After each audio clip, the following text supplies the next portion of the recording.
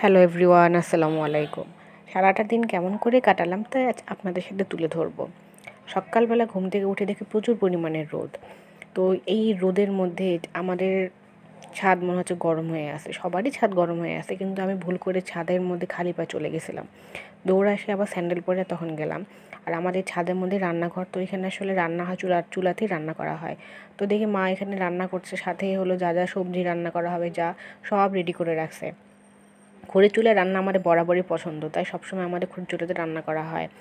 তো এসব করতে করতে দেখি ছাদের মধ্যে ভাবলাম যে একটু কাপড় অনেক শুকাতে দিই, কিন্তু এত পরিমাণে গরম ছিল যে আমার আলসেমির জন্য আমি আর করতে পারলাম না। আর ভাদ্র মাসে কাপড় শুকাতে দিলে কাপড়ে কিন্তু পোকামাকড় হয় না, তো এই জন্য দিতে পারলাম না।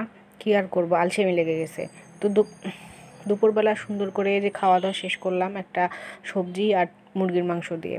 তো সবজিটা অনেক দুর্দান্ত হয়েছিল, অনেক তৃপ্তি সহকারে খেলাম। খাওয়ার পরে একটু রেস্ট নিয়েছিলাম, রেস্ট নিয়ে দেখি অনেকটা বেলা হয়ে গেছে, আর ছাদে উঠে যাই দেখি আমার গাছগুলো একদম শুকায় কী অবস্থা। এত পরিমাণে গরম, মানুষের অবস্থা কি খারাপ, আর সেখানে গাছপালা। তো তাদেরকে সুন্দর করে আমি একটু পানি দিয়ে ভিজিয়ে দিলাম, গোসল করায় দিলাম, যেন তারা যেন একটু শান্তি পায়, একটু স্বস্তি ফিরে পায়। তো আরে পৃথিবীতে যদি গাছপালা না থাকে তাহলে কেমন করে কি হবে, তাহলে তো আমরাই শেষ হয়ে যাব, কারণ আমাদের অক্সিজেন তো এই গাছপালাই দেয়। এসব করতে করতে অনেকটা সন্ধ্যা হয়ে গেছে, বেলাও চলে যাচ্ছে। তো সন্ধ্যায় এসে একটু হালকা নাস্তা করে নিলাম। আম্মা দেখলাম রেডি করে রাখছে নাস্তা। এই তো আজ এই পর্যন্তই। আল্লাহ হাফেজ।